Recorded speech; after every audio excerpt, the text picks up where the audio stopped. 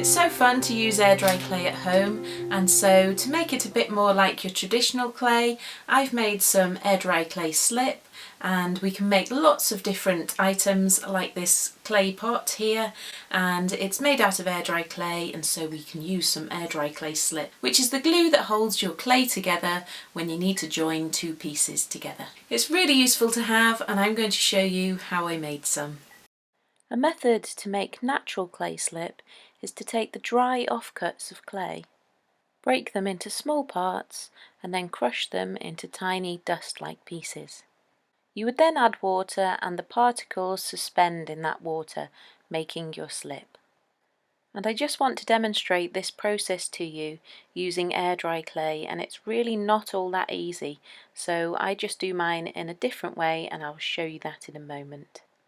Air dry clay is quite fibrous when you break it up small, and it makes it hard to make into dust. As you can see here, I'm trying really quite hard to turn this into small little pieces, giving it a really good bash in a little bag here, but it's taken an awful lot of hard work. Even though I do have just a small amount here, I don't think it would be even easier if I had a huge amount. I think it would make it even more hard work. So I do mine a little differently. I have an old jam jar here, an old clean jam jar with a tablespoon of water in, and I'm taking my lovely air dry clay, which is lovely and soft, straight out of the packet, and I'm using my fingers just to pinch it as thin as I can, and I'm adding this into the water. It's almost becoming paper thin as we add it to that tablespoon of water.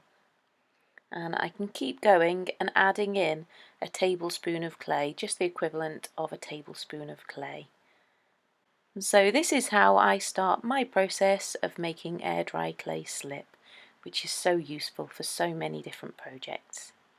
It's actually quite a nice little process to do, and I really quite enjoy making it too. So just keep adding it in little by little, making it as thin as you can, adding it to that water, and you can just swirl it around and get it all in there nice and moist. As you may have seen in lots of my other videos, I don't like adding a lot of water at all to my air dry clay, so that the drying process goes really smoothly. And as you can see, I've just done 2 spoonfuls. These are actually dessert spoons, so as long as you've got 2 spoons of the same amount of water and clay, it'll work just great. You can guess and sort of eyeball it, that's just fine, and we can adjust it slightly afterwards if we need to. We can always make it thicker and thinner, and you can see here the water's already starting to go slightly milky, and so that's good, that's what we really want. I set that aside for maybe an hour and a half, and you can see it going even more milky there, and it's going softer, and I'm just going to leave it for a little bit longer. Maybe you can leave it overnight, you can leave it just a few more hours, and you can come back to it when it's all nice and soft again. You can do it in much bigger quantities than this, it's just I tend to not need very much at a time, and so I just like to make that 1 spoonful at a time.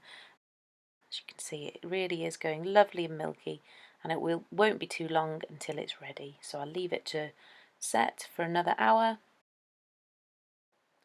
I've left it to sit there for another hour, and it's really starting to soak in that water, and it's not so milky but becoming more of a thicker texture.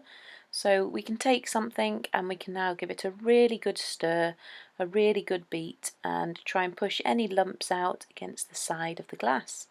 And we're getting on to making that really nice air dry clay slip. This is really quite a nice consistency as it is. You can see it's really quite nice and smooth.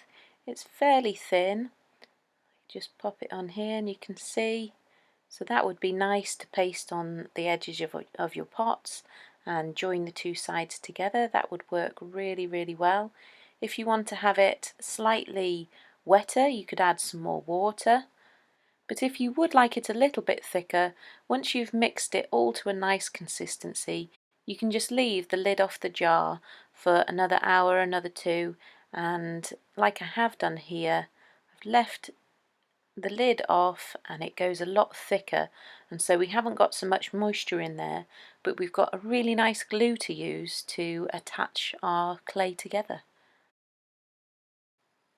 It's a really lovely consistency and ready to use, but as I say, if you get it to this stage and you want it a lot thinner, you can add some more water.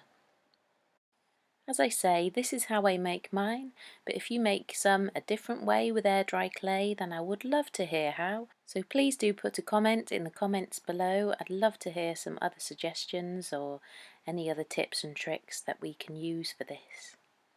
Air dry clay really is a lovely material to experiment with and see what you can create. I use the slip here to attach these walls of this little pot together. You just have to make sure you score with a sharp implement both edges, so both joining edges need to be scored so that that glue can bind together and we can attach them together. So here I've scored it with a little sharp implement, and I'm going to take my air dry clay slip and we're going to make sure we use that onto here. We have to make sure that we use air dry clay with air dry clay slip and natural clay with natural clay slip. It always has to be the same thing that you use. This is a really fun project, this little pot that I was making here, and you can find that over on my videos. You can see the full tutorial where I illustrate it as well and make a little lid for the pot and everything as well, so please do go and have a look at that. It will show you a bit more about the different processes of how to create this pot and how to make coils and attach these in where we need to as well to make the pots nice and robust. I hope you give some of my air dry clay projects a go, and here are some of the ones I've done already, and there's lots more to come too.